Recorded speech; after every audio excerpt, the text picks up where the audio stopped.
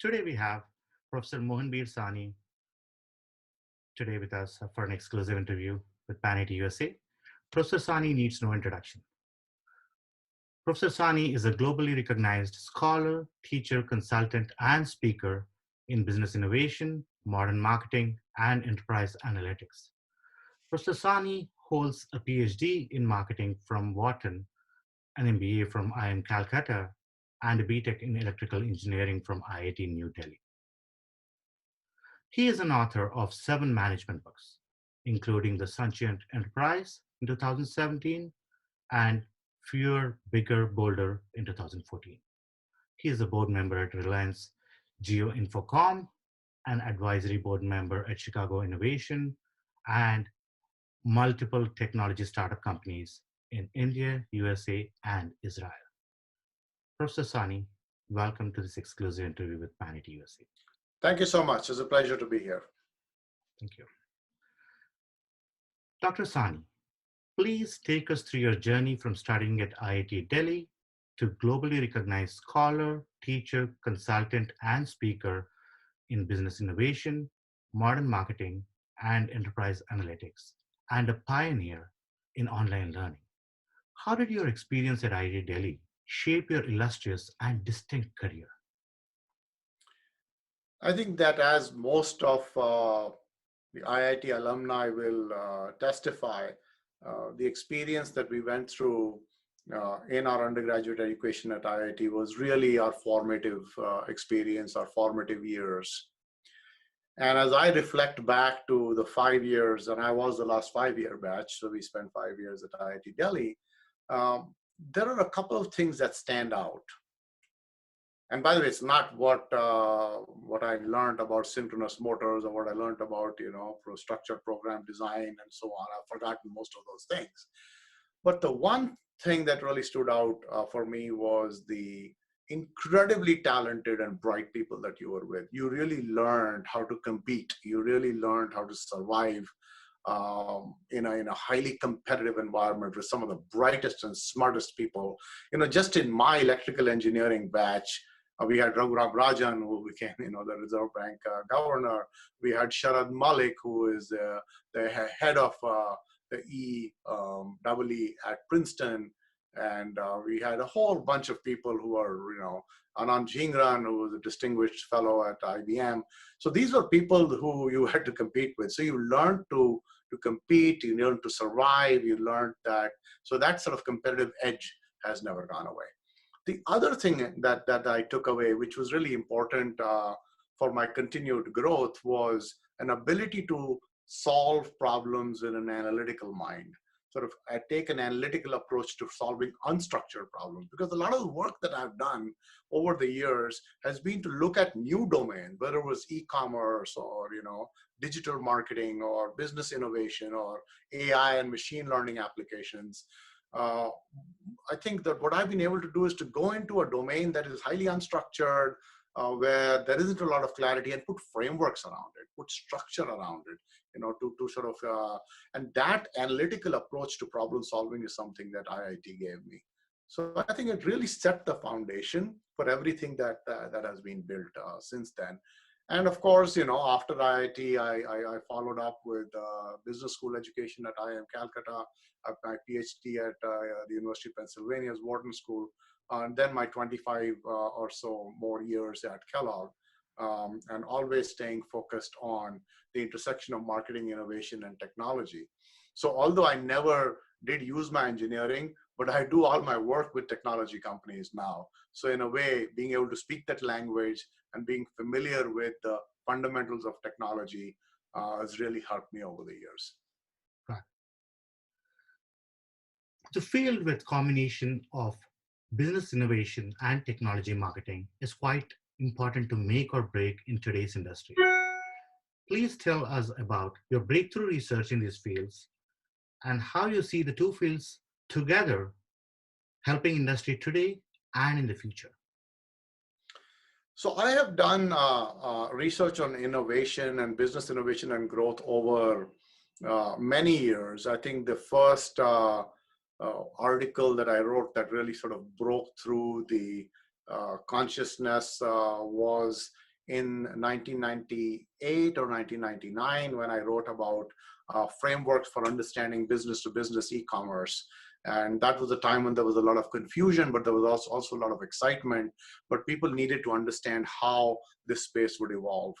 So I wrote about that. Then I talked about how businesses needed to leverage e-business, how they needed to become, e-businesses by starting to use digital technologies and the internet and networks to optimize their internal operations as well as with the with the customer relationships that they manage. Now that whole process then of e-commerce and e-business has evolved, and later I got interested in looking at digital marketing and modern marketing and how you could actually convert marketing from sort of a intuition and sort of creative discipline to a data-driven analytical discipline that leverages automation, that leverages analytics, that leverages artificial intelligence in order to drive autonomous marketing, which is personalization of marketing at scale. So I think that these sort of interwoven threads of how marketing and innovation are all powered by technology has been the areas that I've been focusing on over the years and will continue to be for the foreseeable future. Marketing is being transformed with recently a lot of sophistications in these digital platforms. How do you see this industry shaping in the future with big data, data analytics, data science platforms, and AI? And as you talk about all these fascinating things that, that's mesmerizing a lot of industry folks right now. Do you see there will be new marketing platforms and strategies using these new technologies, and also with blockchain, distributed ledger? Do you see something building on top of it? So when you think about marketing, first of all, let me broaden the concept. It's not just marketing, it's customer experience management.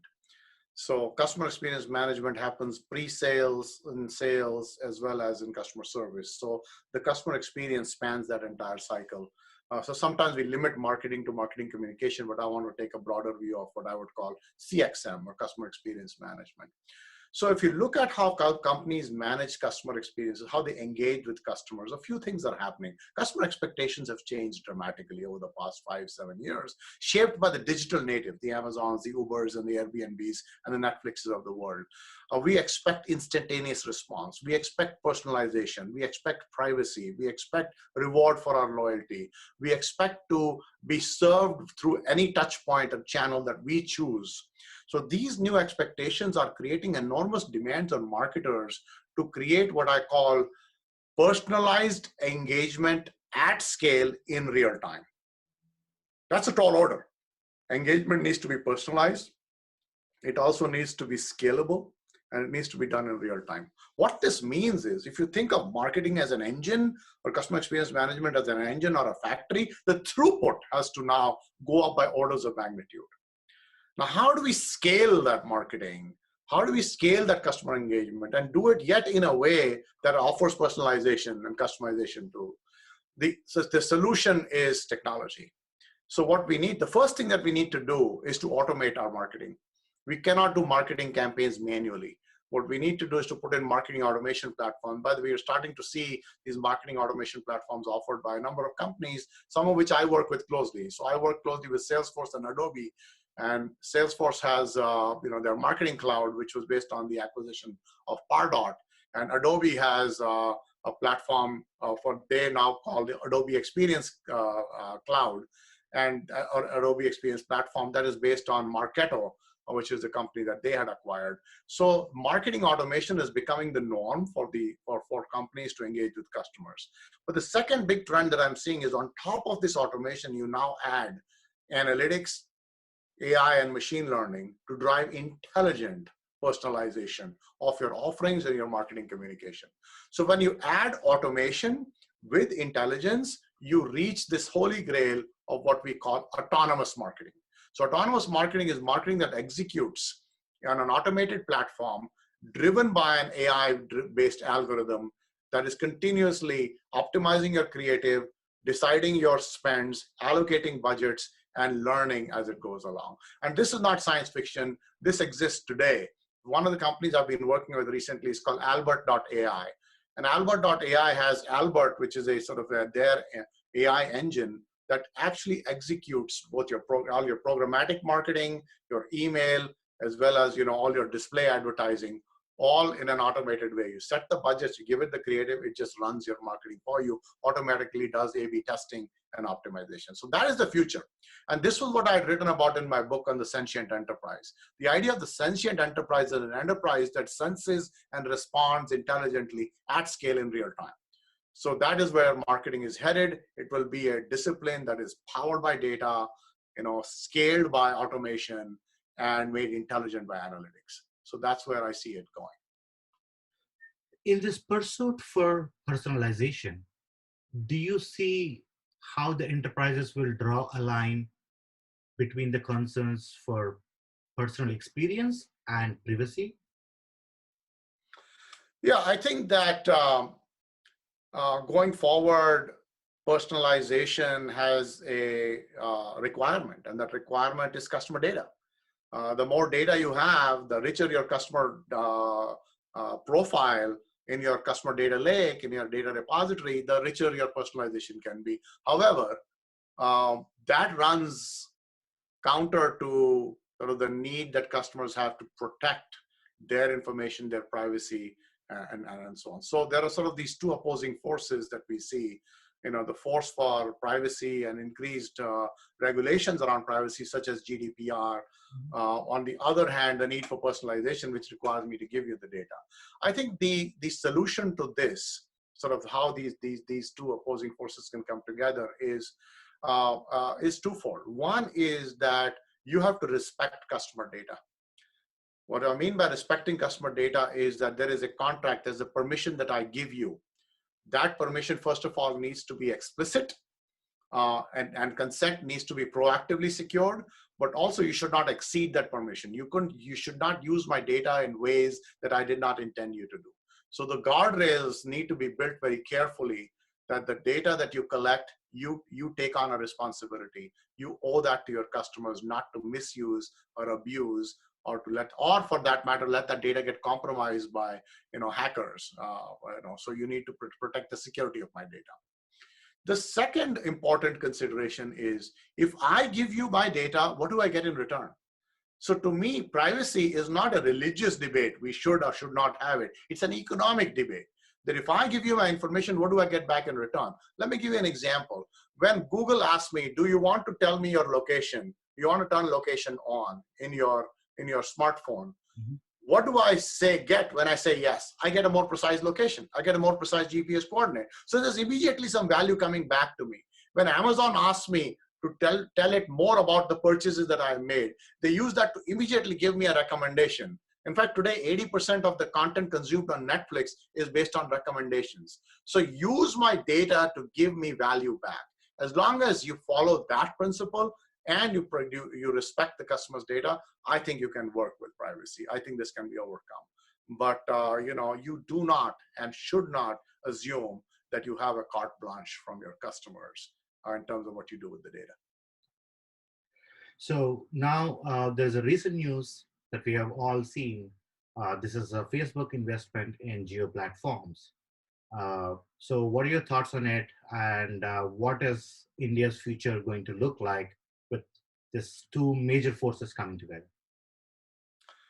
So as some of you know, that I have served on the board of Reliance Jio for the past 5 years, ever since the inception of the company and before its commercial launch of its services in September 2016. So at the board level, we were actively involved in the discussions.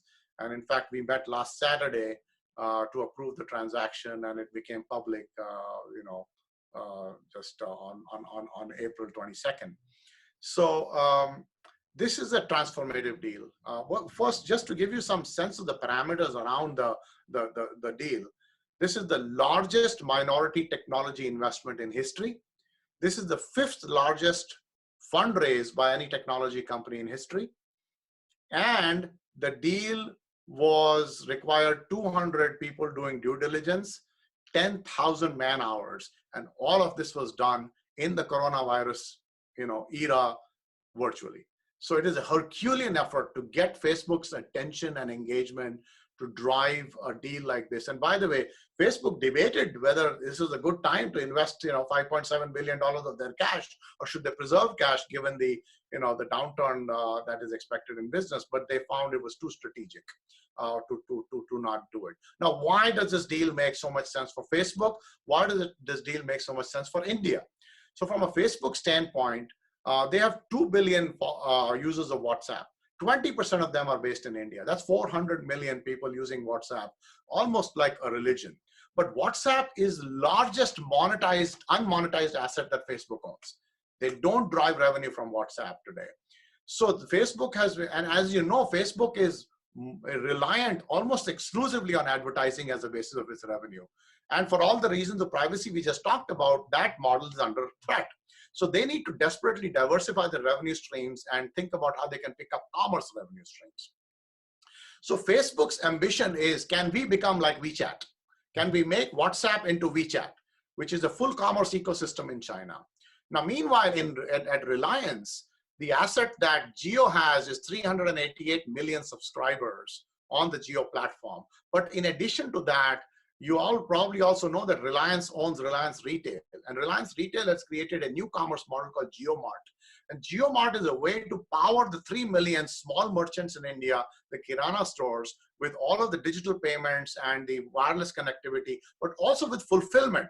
So using the Reliance Retail distribution and logistics network, we can fulfill to the store. So the Kirana person can only manage the customer relationship and focus on that. We take care of the supply chain, we take care of their digital connectivity, both the analog and the digital pipe. So when these two forces come together with the reach that WhatsApp has and the JioMart offering and the Jio network, it is a marriage made in heaven, because you can now, and I think what I feel really proud about and really good about is 3 million merchants in India, the small mom and pop stores, are now open for business.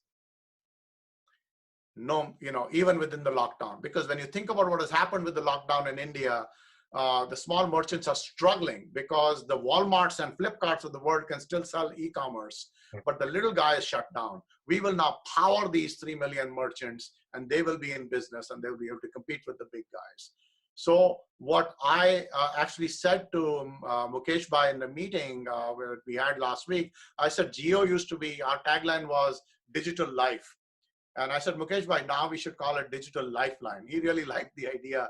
And he's like, that's how we're going to talk about it now, that Jio has really become the digital lifeline in the lockdown. So I think going forward, this is a very powerful combination, and it will really set the stage for the evolution of WhatsApp into a commerce platform, and also for Jio as it launches this commerce offering that combines its strength in retail with telecommunications. So I'm very excited, and actually the first call that was placed by Mukesh Bhai was to the Prime Minister, and he was very supportive of the deal. He blessed the deal, and he also sort of drew inspiration from the fact that India is open for business. People are still investing in India. Mm-hmm. So I think this is a very uplifting piece of news in a very depressing time, and I am proud and honored to have been part of the team that's working on it, because this will really transform the lives of 3 million small merchants and 1.3 billion Indians. Yeah, these are exciting times. In fact, yeah, as you rightly said, in these depressing times, we couldn't look for any better news for India. That's great. So finally, what would you advise current undergraduate and graduate students interested in making a career in business innovation and technology marketing?